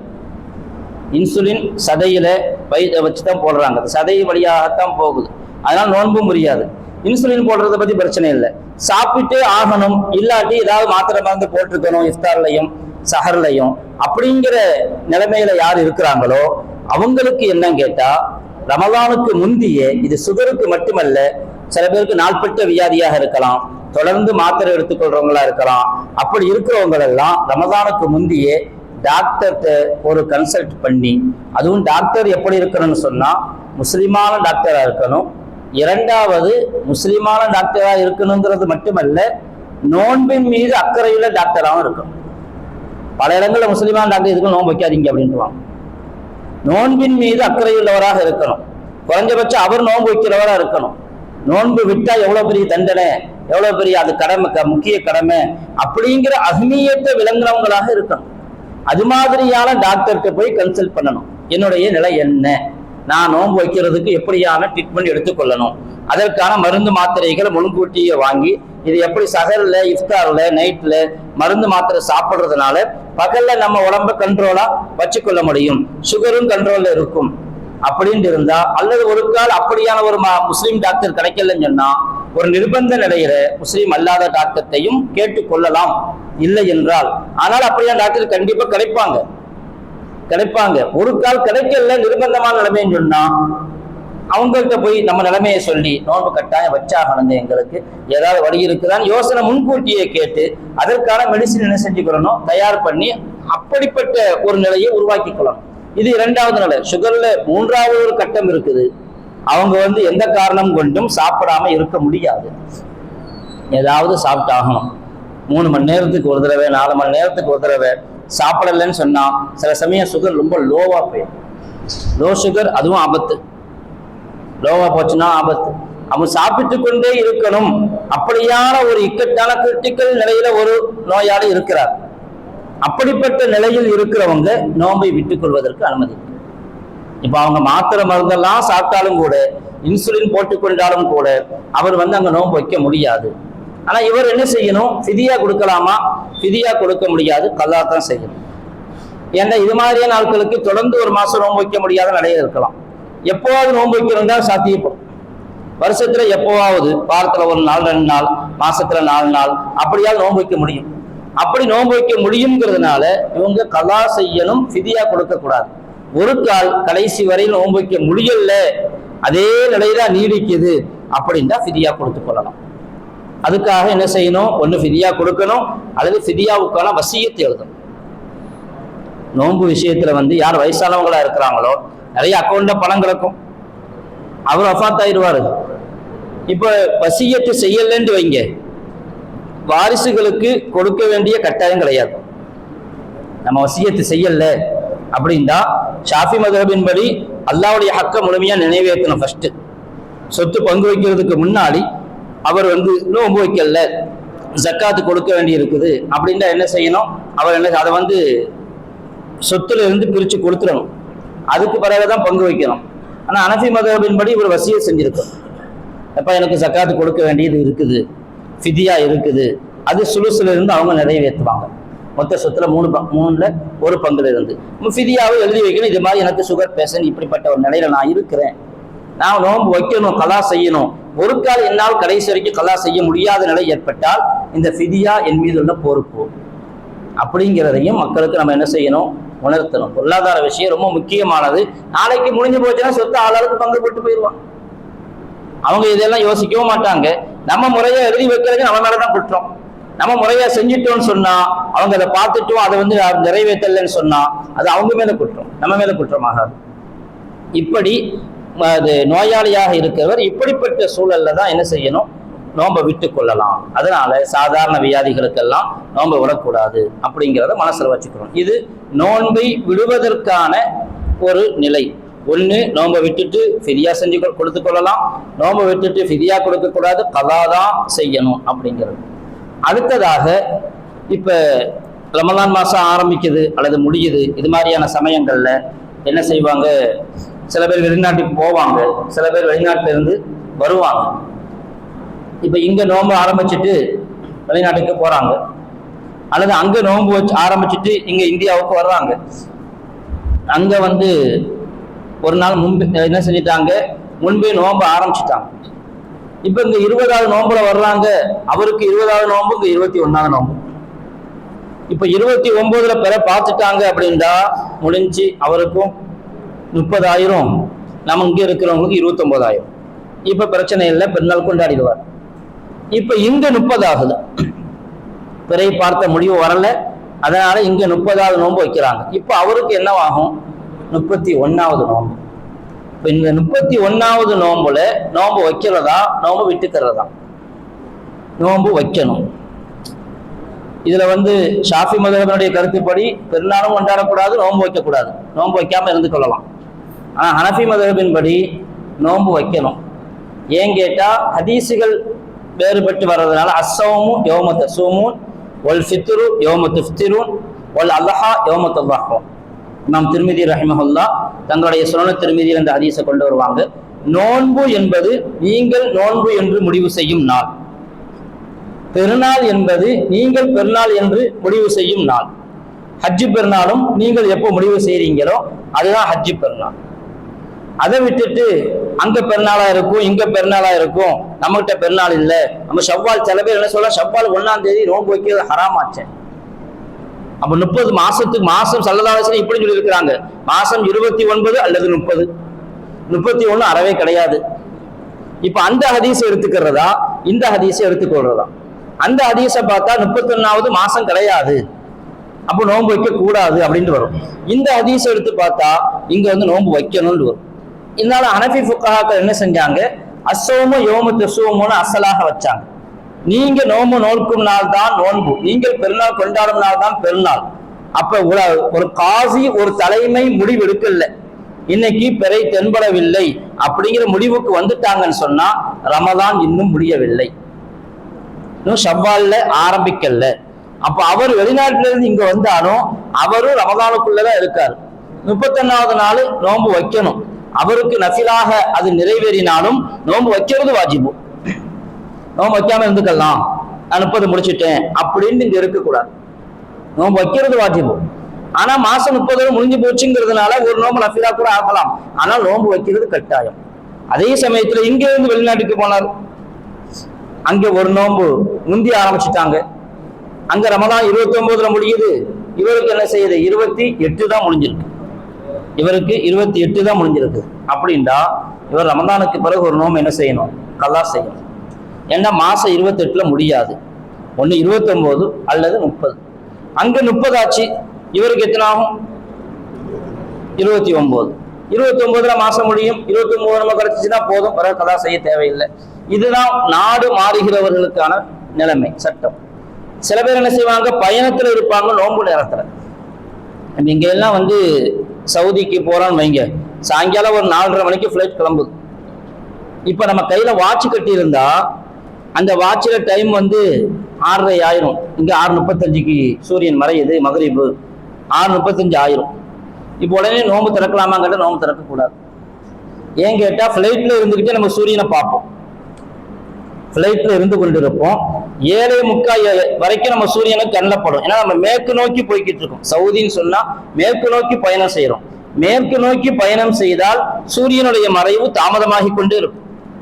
நம்மளும் கூடவே போறோம், சூரியன் கூடவே. இப்ப நம்ம கடிகாரம் 7:30 ஆகுது, இன்னும் சூரியன் மறையல. நாங்க 6:35 நோன்பு திறந்துருவோம். எங்க கடிகாரத்தை பார்த்து நோன்பு திறந்தா நோன்பு பிரசாதாய், நோன்பு முறிஞ்சிரும். ஏன் கேட்டா நம்ம எந்த இடத்துல இருக்கிறோமோ அந்த இடத்துல சூரியன் மறைஞ்சிச்சா அதை வச்சுதான் நம்ம நோன்பு முடிக்கணும். இன்னும் முடியல, நம்ம மணி டைம் 8 ஆகும், 8:15 ஆகும், அப்பதான் என்ன செய்யும், சூரியனே மறையும். மொபைலுடைய டைம் இருக்குது, அது கூட தானா மாறிக்கிறோம். ஆனா கடிகாரத்துடைய டைம் தானா மாறாது. இதே சமயத்துல கிழக்கு நோக்கி போறோம், நம்ம சீக்கிரம் நம்ம திறந்துக்கலாம். என்ன இங்க ஜப்பானுக்கு போறோம், சைனாவுக்கு போறோம், கிழக்கு நோக்கி சிங்கப்பூர் போறோம், கிழக்கு நோக்கி பயணம் செய்யறோம்னு சொன்னா அது மாதிரியான சமயங்கள்ல நம்ம போய் இறங்குவோம். நம்ம கடிகாரத்துல 5:30 மணி தான் ஆகும், அங்க பாங்கு சொல்லிடுவாங்க, நோம்பு திறந்துக்கலாம். என்ன அங்க உள்ள நிலைமை அப்படி. அதனால எந்த இடத்துல இருக்கிறோமோ அந்த இடத்தினுடைய சூரியன் மறைவு உதயம் இதை கவனிக்கலாம். அடுத்ததாக நோன்பு ஆரம்பிக்கிற நேரம், நோன்பு ஆரம்பிக்கிற நேரத்தை பத்தி அல்லாஹ் தஆலா குர்ஆனிலே தெளிவாக சொல்லிட்டான். குலு வஷ்ரபு ஹத்தா யதபையன லகுமுல் கைத்துல் அபியது மினல் கைத்தில் அஸ்வதி மினல் ஃபஜ்ர் சும்மா அத்திம்மு ஸியாம இலல் லைல். நோன்பு ஆரம்பிக்கிற நேரம், முடிகிற நேரம், இந்த சட்டத்தை அல்லாஹ் குர்ஆனிலே தெளிவாகவே சொல்லிட்டான். இப்போ சஹர் நேரம் எங்க முடியுது, நோன்பனுடைய ஆரம்பம் எங்கே, மினல் ஃபஜ்ர் அப்படிங்கிற வார்த்தை தெளிவு. அப்போ ஃபஜ்ர் நேரத்திலிருந்து நோன்பு ஆரம்பமாகுது, இதுதான் சட்டம். ஃபஜ்ர் நேரத்திலிருந்து நோன்பு ஆரம்பமாகுது அப்படின்னு சொன்னா அப்ப ஃபஜ்ர் நேரத்துல தான் பாங்கு சொல்லுவாங்க இல்லையா பள்ளியில. ஃபஜ்ர் உதயமாச்சுண்டா பாங்கு சொல்லுவாங்க. அப்போ பாங்கு சொல்ற வரைக்கும் சாப்பிட்டு கொள்ளலாமா என்று அல்லாஹ் குர்ஆன்ல மினல் ஃபஜ்ர் அப்படின்னு சொல்லி இருக்கிறான். தெளிவாகவே இருக்குது ஹதீஸ். அப்ப ஆயத்து இருக்குது. அப்படி ஆயத்து முத்தவாத்திர் அப்படி இருக்கும் பொழுது ஃபஜ்ர் வரைக்கும் என்ன சாப்பிட்டா என்ன தப்பு? நம்ம சொல்றோம் ஃபஜ்ர் வரைக்கும் சாப்பிடுறதுல எந்த தப்பும் இல்லை, ஆனா பாங்கு சொல்றது வரைக்கும் சாப்பிடுறது தப்பு. இப்ப ரெண்டுக்கும் கொஞ்சம் அதாவது ஆறுதாக தெரியலாம், முரண்படலாம். ரெண்டு ஒண்ணுதானன்னு கேட்டா பெரும்பாலான சமயங்கள ரெண்டு ஒண்ணு இல்லை. நான் இந்த விஷயத்தை கொஞ்சம், இது ஒரு நீளமான விஷயம், நாங்க சுருக்கமா சொல்றேன் இது விஷயமா. அதாவது நோன்பு கால, அதாவது தொழுகை நேர அட்டவணை நம்ம யாரும் நேரடியா போய் என்ன செய்யல, ஃபஜ்ர் சாதிக்கு பார்க்கல. மொட்டை மாடியில நின்று ஃபஜ்ர் சாதி பார்த்தாலும் தெரியாது. காரணம் என்னன்னு கேட்டா நம்ம இரவும் பகல் மாதிரி இருக்கு. ஏகப்பட்ட லைட் போட்டுருக்காங்க, மெர்க்குரி லைட் எரிஞ்சுக்கிட்டு, அப்படி லைட் எரிஞ்சுக்கிட்டு இருக்குதுன்னு சொன்னா நமக்கு ஃபஜ்ருடைய வெளிச்சம் கண்டிப்பா தெரியாது. ஃபஜ்ருடைய வெளிச்சம் தெரிகிற காலத்திலேயே ஸல்லல்லாஹு அலைஹி வஸல்லம் எப்படி செஞ்சாங்க பார்த்தாங்க. சஹாபாக்கள் ஹஜ்ரத் பிலால் ரலியல்லாஹு அன்ஹு பாங்கு சொன்னாங்க, ஹஜ்ரத் இப்னு உம்மு மக்தூம் பாங்கு சொன்னாங்க தஹஜ்ஜுதுக்கு, ஹஜ்ரத் பிலால் ஃபஜ்ருக்கு பாங்கு சொன்னாங்க. ஒரு நாள் நேரம் வர்றதுக்கு முன்னாடியே சொல்லிட்டாங்க. சில சமயங்கள்ல என்ன செய்வாங்கன்னா, மோதினார் யாரும் அங்கே இருக்கிறோம் கோச்சிக்க வேண்டாம், தூக்கத்துல எந்திரிச்சு மணியை பார்ப்பாங்க, 2:45 தான் ஆகும். ஆனா அவருடைய தூக்க கலக்கத்துல பக்து வந்த மாதிரி 4:45 மாதிரி தெரியுதுன்னு வேகமா பாங்கு சொல்லிடலாம். எல்லாம் முடிச்சு பார்த்தா அது பாங்கு சொல்றதா மணி 2:45 தான் ஆகும். அப்புறம் எல்லாரோட 2:45 பழையாசல படுக்கிறது 2:45 பாங்கு சொல்லி தப்பா சொல்லிடலாம். இப்ப அது மாதிரி சில சமயங்கள்ல தவறு நடக்கிறது உண்டு. இதனால நோம்புக்கு பாதிப்பு வராது, யாரும் இப்பெல்லாம் நோம்பு நிறுத்த மாட்டாங்க அந்த சமயத்துல. ஆனா ஸல்லல்லாஹு அலைஹி வஸல்லம் காலத்துல அது பிலால் ரலியல்லாஹு அன்ஹு ஒரு தடவை தப்பா பாங்கு சொல்லிட்டாங்க. உடனே சொன்னாங்க இன்னல் அப்த நாம அப்படின்னு அறிவிக்க வச்சாங்க. அப்து தூங்கிட்டாரு, தவறுதலாக பாங்கு சொல்லிட்டாரு அப்படின்னு மட்டும் நிறுத்தல. இனிமே பிலால் நீங்க பாங்கு சொல்ல வேண்டாம், நீங்க தஹஜ்ஜுதுக்கு பாங்கு சொல்லுங்க. இப்னு உம்மு மக்தூம் எதுக்கு சொல்லுவாரு, ஃபஜ்ருக்கு சொல்லுவார் அப்படின்னு டியூட்டியை மாத்தி கொடுத்துட்டாங்க. நீங்க தஹஜ்ஜுதுக்கு பாங்கு சொல்லுங்க. ஏன் கேட்டா ஃபஜ்ர் உதயமாயிருச்சாங்கிறத பார்க்கறதுல சில குழப்பங்கள் வருது. இன்னைக்கு கடிகாரத்தை பார்க்கறதுல குழப்பம் வர்ற மாதிரி வானத்தை பார்க்கறதுலயே, நல்ல பார்வையுள்ளவர் பார்க்கறதுலயே சின்ன சின்ன சருகுதல் வருது. அப்ப அந்த சருகுதலை கூட ஸல்லல்லாஹு அலைஹி வஸல்லம் கவனிச்சாங்க, அதுவும் ஏற்படக்கூடாது. அப்ப என்ன செய்யணும், இப்னு உம்மு மக்தூம், ஆனா அவருக்கு பார்வையே இல்லை. ஆமா, அபசவத்தவல்லாங்கிற ஆயத்துல வர்றவங்க அவர் பார்வையே இல்லையே, அவர் எப்படி பார்த்து பாங்க சொல்லுவாரு? பார்வை இல்லாதவர் சொன்னாதான் கரெக்டா இருக்கும். ஏன்னா அவர் பார்த்து சொல்ல மாட்டாரு, புகாரி ஷரீஃப்ல மற்ற அநேகமா பைஹக்கில ரிவாயத்து வருது, அஸ்பஹ்த அஸ்பஹ்த என்று சொல்லுகிற வரையிலும் அவர் பாங்கு சொல்ல மாட்டார். பல பேர் பார்த்து சொல்லுவாங்க. பல பேர் பார்த்து சொல்றதுல சந்தேகம் வராது, ஒருத்தர் பார்த்ததுல சந்தேகம் வரலாம். நம்ம ஸல்லல்லாஹு அலைஹி வஸல்லம் ஃபஜ்ருடைய பாங்கு விஷயத்துல தவறு நிகழ்ந்துட்டுங்கிறதுனால இவ்வளவு எச்சரிக்கையாக இவ்வளவு பேணுதல் நடவடிக்கையை செஞ்சிருக்கிறாங்க. இன்னைக்கு நம்ம யாரும் என்ன செய்யறது இல்லை, போய் பானத்தை பார்க்கறது இல்லை, பார்க்கவும் முடியறது இல்லை. நம்ம கடிகாரத்தை தான் பார்ப்போம். இந்த கடிகாரத்தை பார்ப்போம், நம்ம போட்டு வச்சிருக்கிற அட்டவணையை பார்ப்போம். இந்த அட்டவணையில போடப்பட்ட விடைகள் எல்லாமே இது கணக்கின் மூலமாக வந்த விடை. கடிகாரத்தை பார்த்து சொல்றது, இதன் மீது 100க்கு 100 நம்பிக்கை வைக்கிறது முறையே கிடையாது. அதனால தான் என்ன செய்வாங்க அப்படின்னு சொன்னா, இன்னைக்கு இருக்கிற பரவலாக லால்பேட்டையுடைய அட்டவணை இருக்குது. நம்முடைய ஹஜ்ரத் அல்லாமா கீரனூர் ரஹிமஹுல்லாஹ் அவர்களும் அந்த தர்த்தீபின்படி தான் அல்-அஃலாக் கொடுத்துருக்காங்க. இப்ப என்ன ஆகும்னு சொன்னா, தொழுகை நேரம் ஃபஜ்ர் வக்து உதாரணமா 5:20க்கு வருதுன்னு சொன்னா பெரும்பாலும் 5:25 தான் அங்க போட்டிருப்பாங்க அட்டவணையில். கணக்குல 5:20 வந்துச்சுன்னா 5:25 போட்டிருப்பாங்க. 5:25க்கு தான் வாங்க சொல்லுவாங்க. ஆனா கணக்கின்படி 5 நிமிஷத்துக்கு முன்னாடி வந்துருச்சு. ஏன் அதை கூட்டி இருக்கிறாங்க? நம்ம போட்டது கணக்கு தான். அதனால பேணுதலுக்காக ஒரு 5 நிமிஷம் கூட்டிக்கிட்டா தான் வக்து வந்துருச்சுன்னு கன்ஃபார்ம் ஆகும். இப்ப நோம்புக்கு என்ன செய்யணும்? அந்த 5 நிமிஷத்தை குறைச்சுதான் ஆகணும். அப்போ வாங்க சொல்றவங்க சாப்பிட முடியுமா? முதல்ல 5 நிமிஷத்தை குறைக்கணும். பேணுதலுக்காக இன்னொரு 5 நிமிஷத்தையும் கட்டாயம் குறைக்கணும். ஏன்னா வக்து வர்றதுக்கு முன்னாடி நம்ம முடிக்கணுங்கிறதுக்காக. அப்ப அதனால தான் 20 நிமிஷம் அல்லது 15 நிமிஷம் முன்னாடி முடிங்கன்னு சொல்றோம். அதிகபட்சமாக 10 நிமிடத்துக்கு முன்னாடி முடிச்சுக்கிட்டாதான் நம்முடைய நோன்பு பாதுகாப்பா இருக்குதுங்கிறதுக்கு அர்த்தம். இல்லாட்டி நோன்பு கூடுமான்னு தெரியாது. குறைஞ்சபட்சம் 10 நிமிஷத்துக்கு முன்னாடியா முடிச்சிடணும். எங்கிட்ட எவ்வளவு நேரம் செலவாகுது சஹர்ல, நம்ம 10 நிமிஷம் முந்தி முடிக்கிறதுல ஒன்றும் பிரச்சனை இல்லையே. பல கடிகாரங்களை என்ன டிஜிட்டலாக இருந்த டிஜிட்டல் தான் வித்தியாசமா ஓடும். 1-2 நிமிஷம் வித்தியாசமாக ஓடும். பல இடத்துல நம்ம பார்த்தும் இருக்கிறோம். அதை கடிகாரத்தை பார்த்தா வாங்க சொல்றாங்க. நம்ம பேணுதல் தான் முக்கியம். சில இடங்கள் என்ன செய்வாங்கன்னு சொன்னா, பெண்கள்லாம் வாசல்ல உட்காந்துக்குவாங்க தண்ணியை வச்சுக்கிட்டு. எப்ப நம்ம மோதினார் வாங்க சொல்றாரோ, அதுலயும் சில இடங்கள் எப்படிதான் நம்ம மொஹல்லா பள்ளியில வாங்க சொல்றாங்களா, வேற எங்கேயிருந்தோ ஃபஜ்ர் வாங்க சத்தம் வருது, அது அந்த பள்ளியில சொல்றாங்க. இங்க 3 நிமிஷம் கழிச்சு தான் சொல்றாங்களா, இங்க சொன்ன பிறகுதான் சம்பள தண்ணி எடுத்து குளிச்சுட்டு நான் வைத்து சோமாகது நோம்பு நோம்பு ஹலாஸ், நோம்பே கூடாது. வக்து வந்த பிறகு சாப்பிட்டுருக்குறாங்க. அம்மா ஹதீஸ்லயே வருது. அதுல ஸைத் இப்னு சாபித் ரலியல்லாஹு அன்ஹு சொல்றாங்க, அதுல தனஸ் ரலியல்லாஹு அன்ஹு கேட்கிறாங்க, ஸல்லல்லாஹு அலைஹி வஸல்லம் சஹருடைய உணவுக்கும் அதானுக்கு மத்தியில் எவ்வளவு நேரம் இருக்கும் கேட்கிறாங்க. சொன்னாங்க கதுரு 50 ஆயத்தன், 50 வசனங்கள் ஓதுகிற அளவுக்கு இடைவெளி இருக்கும். எங்க பாங்கு சொல்ற வரைக்கும் சாப்பிடுறது? இதுல நிறைய நான் தப்பா எடுத்துக்கொள்ளக்கூடாது. இந்த சட்டத்தை அதிகமாக ஃபாலோ பண்றது உலமாக்கள். பொதுவாக பல இடங்கள்ல எல்லாரும் அதுவும் குறிப்பா நீங்க பள்ளிவாசல்ல இருக்கிறவங்க என்ன செய்யணும்டா, நல்லது 20 நிமிஷத்துக்கு முன்னாடி நம்ம சாப்பாட்டை முடிச்சுக்கணும், தண்ணியை முடிச்சுக்கணும்.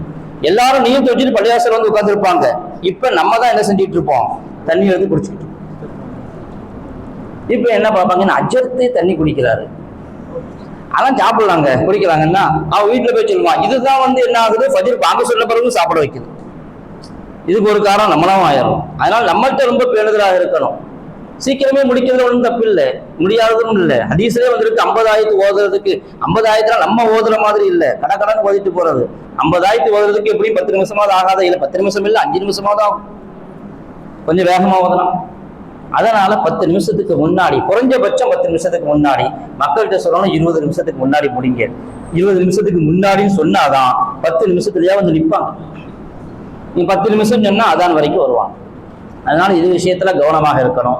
சஹருடைய நியத்து நைட்டே வைக்கணும், நல்லது. அதுதான் ஷாஃபி மதம் அப்படி நைட் வச்சாதான் நோன்பு கூடும்.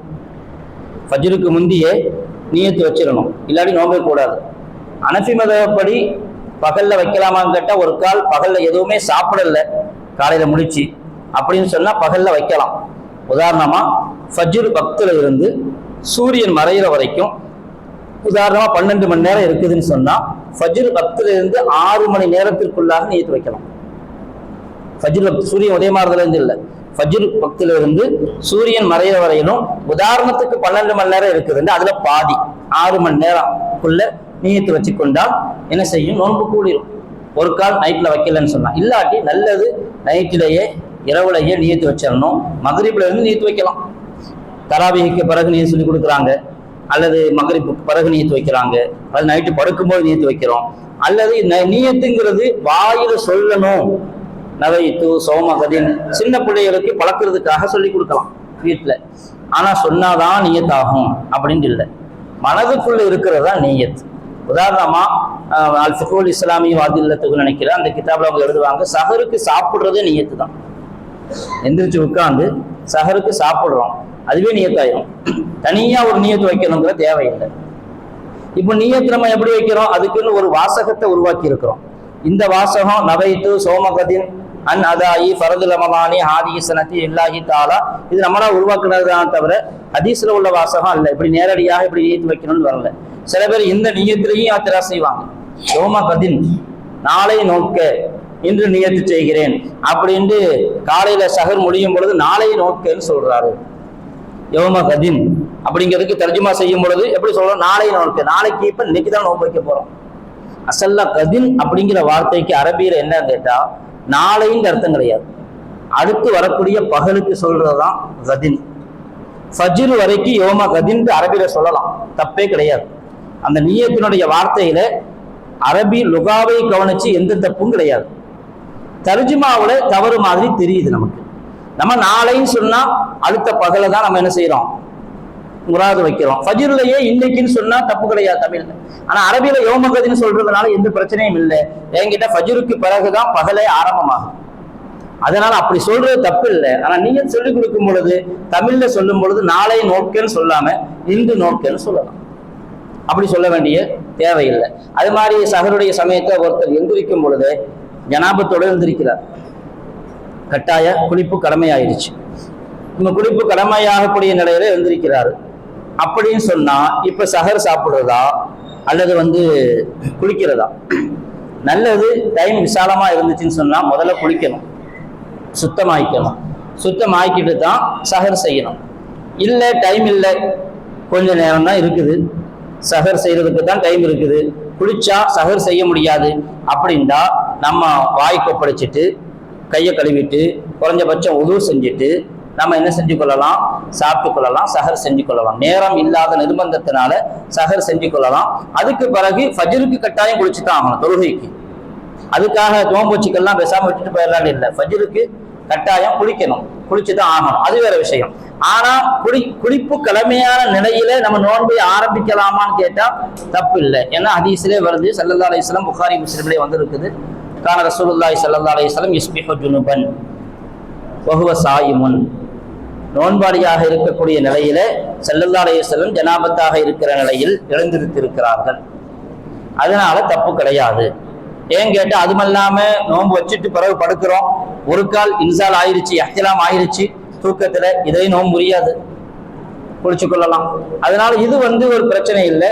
ஆனா அதுக்காக விடி சஹர்ன்னு ஒண்ணு கிடையாது. ஜனாபத்தாயிருச்சு வெகுவா குளிச்சுட்டு ஃபஜ்ர்லாம் தொழுதுட்டு அல்லது சில பேர் ரொம்ப தூங்கிட்டாங்க, காலையில முடிச்சு பாக்குறாங்க 6:30 மணி ஆகுது, விடிஞ்சிருச்சு. இப்ப என்ன செய்யறாங்க? வேகமா எந்திரிச்சு வீட்டுல இருக்கிற சோத்தை இந்த தண்ணியை ஊத்தி குளிச்சுட்டு அல்லது கொஞ்சம் பழத்தை எடுத்து சாப்பிட்டுட்டு நான் இன்னைக்கு விடி சஹர் வச்சேன். ஆனா இன்னைக்கு அந்த பழக்கம் குறைஞ்சு போச்சுன்னு நினைக்கிறேன். ஆனா பரவலாக இந்த விடி சஹர்ங்கிற வார்த்தை மக்களுக்கு நடைமுறையில் இருக்கு. காலையில எந்திரிச்சு சாப்பிட்டு நோன்பு வைக்கிறது, இது நோன்பு கூடாது. இந்த விடி சஹருக்கு நோன்பு கூடாது. நோன்பு வைக்கணும்னு சொன்னா சாப்பிடாமலே இருந்துடணும். சஹர் வைக்காம சாப்பிடலாம், நோன்பு வைக்கலாமான்னு கேட்டா சுன்னத்து சஹர் வைக்கிறது. தஸஹரு ஃபஇன்ன ஃபி ஸுஹூரி பரக்கா, சஹர்ல பரக்கத்து இருக்குது. முடியல, எழுந்திரிக்கல, தூங்கிட்டாரு, காலையில தான் எந்திரிச்சாரு, இப்ப அப்படியே நியத்து வச்சுட்டு நோன்பு வைக்கலாமான்னு கேட்டா நோன்பு வச்சுக்கொள்ளலாம். அவருக்கு முடியுமானால் நோன்பு வச்சுக்கொள்ளலாம். முடியாத நிலை வேறு. முடியும்டா அப்படியே என்ன செஞ்சு கொள்ள வேண்டியது? நியத்து வச்சுட்டு நோன்பு வச்சுக்கொள்ளலாம். அந்த என்ன செய்ய தேவையில்லை, சாப்பிடணுங்கிற தேவையில்லை. சாப்பிட்ட நோன்பு முடிஞ்சு போயிடும், நோன்பே இல்லைன்னு ஆயிடும். அது மாதிரி சஹருடைய விஷயத்துல இன்னொரு விஷயம், டிவி பார்க்கறது, அந்த சமயத்துல பயான் கேட்கறது, நல்ல நல்ல விஷயங்கள் சொல்றாங்க. சஹருடைய நேரத்துல உட்காந்துட்டு சாப்பிடுற நேரத்துல சஹர் சாப்பிடுறது அது பரக்கத்தான உணவு, அது ஒரு இபாதத்து. அதுக்கு பிறகு தஹஜ்ஜுடைய நேரம், தஸ்பீஹுடைய நேரம், அல்லாஹ்வோடு முனாஜாத் செய்கிற நேரம், அது அப்ப அந்த நேரத்துல நாம வந்து டிவி ஆன் பண்ணி அது பயான் தான் நடக்குது, பயானை கேட்போம். சில பயான் வித்தியாசமான பயானும் வரும், அதுலதான் கேள்வி. ரமலான குழப்புறதே அதுதான், பிரச்சனையை உண்டாக்குறதே இந்த சஹருடைய பயான் தான். அதனால நம்ம பயான் ரெடி பண்ணி கொடுக்கறத விட்டு தெரிந்துக்கணும். இந்த பயான் கொடுக்குறவங்க வந்து சஹர் நேரத்துல உட்காந்து பேச மாட்டாங்க, அது ஏற்கனவே பதிவு பண்ணப்பட்டு தான் வரும். அதைத்தான் அவங்க ஒளிபரப்புவாங்க அந்த சமயத்துல, என்ன லைவாக இருந்தாலே தவிர. அதனால நம்ம தயார் பண்ணி கொடுக்கறத விட்டு தெரிந்துக்கணும். மக்களையும் அது மாதிரியான சமயங்கள்ல நீங்க அதுல என்ன செய்யாதீங்க, ஈடுபடாதீங்க. சஹருடைய நேரம் அது தொழுகிற நேரம், துவா செய்கிற நேரம், திக்ரு திலாவத்துல இருக்கிற நேரம், ஸலவாத் ஓதுற நேரம், அப்படிப்பட்ட இதுலதான் ஈடுபடுத்தணும். நம்ம நோன்பு திறக்கும் போதும் துவாவுடைய நேரம். நோன்பு திறக்கிறதுக்கு ஒரு நியத்து சொல்றோம் இல்லையா? என்ன நியத்து? அல்லாஹும்ம லக்க சும்து அபிக ஆமன்து வாலைக தவக்கல்து வாலா ரிஸ்கிக அஃப்தர்து ஃபதகப்பல் மின்னி. ஹதீஸ்ல இந்த துவா சுருக்கமாகவும் வந்திருக்குது, இதை விட சுருக்கமாகவும் வந்திருக்குது. ஆனா அசல்ல இது வந்து ஒரு துவா. நம்ம பரவலாக நோன்பு வைக்கிற, நோன்பு திறக்கும் நீயத்து இல்ல மக்களுக்கு ஒரு அறிமுகப்படுத்துறதுக்காக நோன்பு திறக்கிற நேரத்தை நீயத்தாக அறிமுகப்படுத்துறோம். ஆனா உண்மையில அது நோன்பு திறக்கிறதுக்கு ஒரு நீயத்து கிடையாது. நோன்பு வைக்கிறதுக்கு தான் நீயத்து, நோன்பு திறக்கிறதுக்கு நீயத் தேவையில்லை. இது அல்லாஹும்ம லக்க சும்துங்கிறது ஒரு துவா. அந்த துவாவை தான் என்ன செய்யறோம், நீயத்தாக நாம சொல்லி கொடுக்கிறோம். மக்களும் அதை ஓதிட்டு நோன்பு திறக்கிறாங்க. நல்லது என்னன்னு கேட்டா, இந்த துவாவை நோன்பு திறந்த பிறகு ஓதுறது தான். ஓதுனா தப்பு இல்லை, முன்னாடி ஓதுறது இல்லை. ஆனா நல்லது நோன்பு திறந்த பிறகு ஓதுறது தான். ஃபத்துல் மொயின் யானா போன்ற ஃபிக்ஹ் கிதாப்ல தெளிவாகவே எழுதியிருக்கிறாங்க, அகிபல் இஃப்தார், இந்த துவாவை இஃப்தாருக்கு பின்னாடி ஓதணும் அப்படின்னு. நம்ம தஹபல் லமா வபுத்தல்லத்துல் உரூக் வஸபத்தல் அஜ்ர் இன்ஷா அல்லாஹ் அப்படிங்கிற துவாவையும் ஸல்லல்லாஹு அலைஹி வஸல்லம் ஓதி இருக்கிறாங்க. அதாவது ரஹபல் லமா, தாகம் தீர்ந்து போய்விட்டது, நரம்புகள் எல்லாம் நனைந்து போய்விட்டது, வஸபத்தல் அஜ்ர், கூலி உறுதியாகிவிட்டது.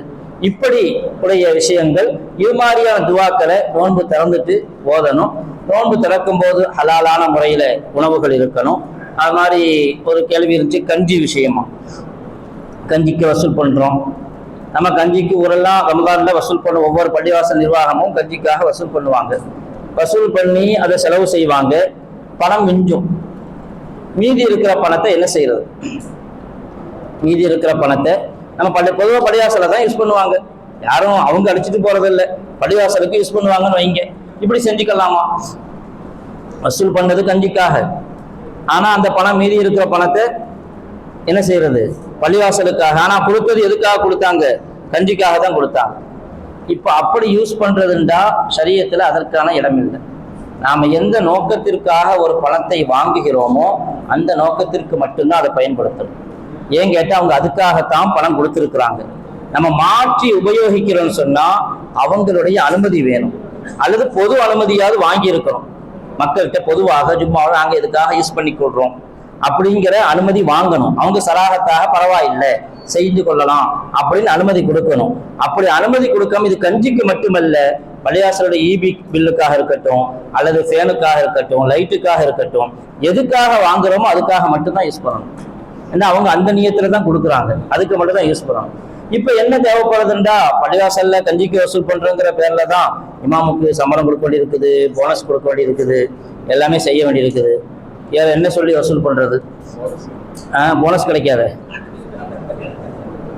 போனஸ் கொடுக்க மாட்டாங்களா? அப்ப நம்ம போய் இதை போய் அப்படிலாம் செய்யாதீங்கன்னு சொன்னா போனஸ் கொடுக்காம நமக்கு நஷ்டமாயிரும். இமாம்ல இருந்து ஆரம்பிக்குது, அவர் தான் உருவாக்கி வச்சிருக்கிற பிரச்சனைய. இப்போ அது மாதிரியான சமயங்கள்ல என்ன செஞ்சுக்கணும்னு சொன்னா, வசூல் பண்ணும் போதே கஞ்சி வசூல் பண்ணக்கூடாது. ரமலான் ஹதியா அப்படி ஏதாவது வேற பேர்ல ரமலானுக்காக நீங்க பள்ளிவாசலுக்கு நன்கொடை கொடுங்க. சில இடங்கள் அப்படி பண்றாங்க, ரமலான் நன்கொடை அப்படின்னு கஞ்சிங்கிற வார்த்தையை எடுக்காதீங்க. ரமலான் நன்கொடை, உங்களுடைய பணம் ரமலான்ல செலவாகும். எதுக்கு? பள்ளிவாசலுக்காக, இமாம்களுக்காக, மாஜன்களுக்காக, கஞ்சிக்காக, எல்லாவற்றுக்காக செலவாகும். அப்படின்னு போட்டுக்கலாம். ரமலான் வந்து கஞ்சி நன்கொடை, கஞ்சிக்கு யூஸ் பண்ணலாம், மற்றதுக்கு யூஸ் பண்ணிக்கொள்ளலாம். இது நம்மளா உருவாக்குற ஹீலா கிடையாது, சட்டமும் அதுதான். சில சமயங்கள்ல ஹீலா ஒண்ணு இருக்குது, அதான் கூடாததை கூடுமாக்குறதுக்கு உண்டான ஹீலா. அது செய்யறது கூடாதுதான். எப்படி? உதாரணமா அட்வான்ஸ் அதிகமா கொடுத்துட்டு வாடகையை குறைச்சிக்கணும், இது ஹீலா. ஆனா கூடாதுதான். இது கூடாத ஹீலா. இது இந்த ஹீலா இருக்குது கூடாத ஹீலா இல்லை. இது ஹலாலான முறையில நம்ம அதை ஜாயிஸாக்குறதுக்கான ஒரு வழி இப்படி இருக்குது.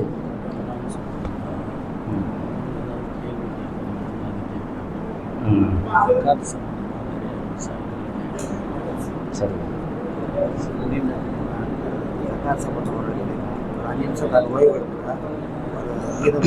சரி, நல்லது.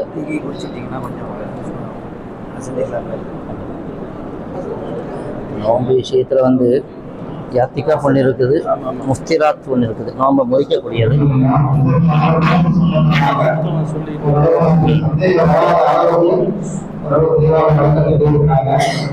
அடுத்து சந்தேகம் இருந்தாலும் கேட்டா பதில் சொல்லுவாங்க. ஒரு 5 நிமிடம் ஒரு மணி நேரம் பேசிருக்கிறாங்க, ஓய்வு கொடுக்கலாம். முடிச்சுடுவாங்க.